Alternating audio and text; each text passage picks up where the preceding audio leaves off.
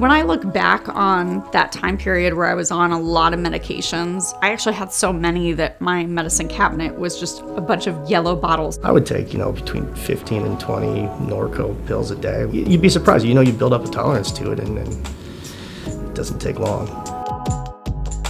The opioid epidemic is a huge problem, and people are eager for any alternative ways to try to ease the problem. Research in general has shown that cannabis is effective for treating pain, but what we don't know is how to really use it effectively. What we're trying to understand is if a person takes 10 milligrams of THC or a person takes 10 milligrams of CBD, how is that going to affect their symptom of pain? CBD is short for cannabidiol, and it's a compound found in cannabis plants, which includes both hemp and marijuana. And unlike THC, which is another well-known compound found in cannabis, CBD won't get you high. We know for sure that when people take opioids over time, they need to take more in order to get the same effect. And we also know that they have withdrawal if they don't have opioids on board. So those are two physiologic aspects to opioid dependence that we don't have with cannabis. So the tolerance and the withdrawal. So the opioids occupy specific receptors, which are called opioid receptors, and THC and CBD occupy endocannabinoid receptors. Now, the real question is whether if you occupy the endocannabinoid receptors, do you get enough pain relief that you don't need your opioid receptors occupied? So most likely what will happen is that there will be some people who will be able to taper off opioids because of cannabis, and there will be a lot of people who are not able to. I think people dealing with chronic pain, it's about managing the pain so that you can live your life and be functional. On a scale of 1 to 10, 10 being the worst, how would you rate your pain while on opioids? On a 1 to 10 scale, I'd probably say 3 or 4 on average on the heavy opioids. So what's it like now on CBD? Now it's probably consistent 5, which for me, with everything that I'm dealing with from injuries and illness, that for me is manageable. I served active duty in the Navy for 4 years.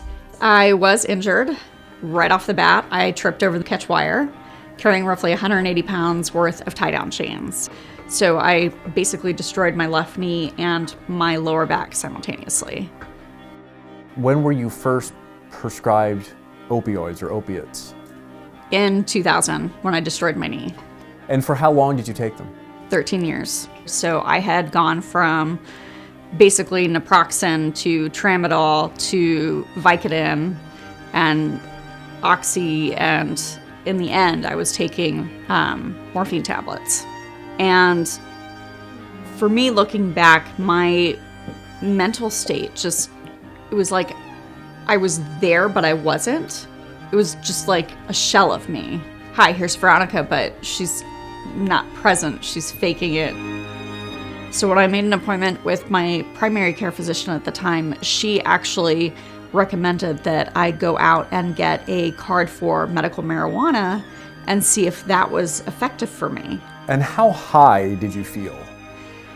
I was pretty out of it for a while. And that was one of the effects that I really didn't like about marijuana. So I talked to some of the dispensaries about, what can I do to kind of mitigate this feeling? And they had actually suggested trying pure CBD from the hemp plant. And did you feel relief immediately with the CBD? I didn't really feel relief right away, but I felt like after about 30 days of consistently taking it, I started to feel normal again. And how do you feel now, today? I feel alive. I don't feel like the world is coming down on top of me anymore. And for me, that's big. It's important to remember that there are effective treatments for opioid addiction, and those are things such as methadone, but they're not accessible to all people. So that's why CBD seems like an appealing option for some other people. It's easier for them to just go to a store perhaps and get it and try it. There is reason to be skeptical about this. No researchers are saying, go out and buy CBD and quit your opioids cold turkey. This is going to be great. There's a lot of trial and error involved in figuring out if this is going to work. My name is Floyd Landis. I'm currently the CEO and founder of a marijuana company, essentially, and we also make products out of hemp. And prior to that, how do people know Floyd Landis? Prior to that, I was a bicycle racer for a period of time. I won the Tour de France in 2006, which was followed by some long, drawn-out drama. In any case, yes, that was my first career in life, was as a cyclist.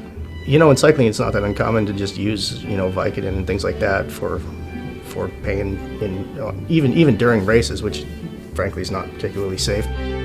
After the 2006 Tour de France, I had my hip replaced because I had a bad injury. So I was prescribed, Vicodin and Norco to manage the pain after the surgery. Over a period of a couple years, I just increased the dose. So yeah, it's the kind of thing where it doesn't take that long to get addicted to them, but it takes a while to realize what it's actually doing. Initially, I started using marijuana because I thought, okay, people are saying this is great for pain, and I hadn't really ever used marijuana. And, it's fun to get high from time to time, but some people don't function well if they're high, and I can't just stay high all day, nor do I want to be. So, over time, we just sort of, figured out that, look, the CBD side of it has just as much medicinal benefit as the THC side of it, and I preferred the higher CBD strains. And so, at some point we decided, look, why don't we just try CBD on its own? So take me from the time when you go from sort of user to businessman. It took a little time for me to decide, because of who I am, whether I wanted to have my name on it or not. And I just didn't know what the public response would be. I mean, the jokes write themselves, honestly. So I was living in Colorado at that time, and marijuana became legal recreationally, and so I just started using it, and that's more or less how I got interested in being in the business. I don't know. I'm not a great salesman if I'm just selling something for the sake of trying to sell it, but it's something that I cared about, and it helped me dramatically, and so I thought that would be a good thing for me to, be involved in. In almost every state in this country, you can get CBD. And every one of those labels says something different. And people are taking it because they're desperate. In fact, I discourage them from using CBD that's over the counter. But I know that CBD is helpful. If there were an over-the-counter product that we could trust, that we could say, this is how much CBD is in this many milliliters of this oil, and this has been third-party tested, and we know it doesn't have contaminants in it, and it's safe, I would probably feel okay about recommending that. So if we knew that, I would be fine with that, but we don't know that right now. It's important not to have too high of an expectation on this as a treatment for your pain and for weaning off of opioids, because we really don't know yet if this is going to be effective for most people. And I talked to the researchers who were looking into this more closely, and I asked them, why are you researching this? And they also said, look, we can't say that this is going to work, but we're hopeful that it will, and that's why we're studying it.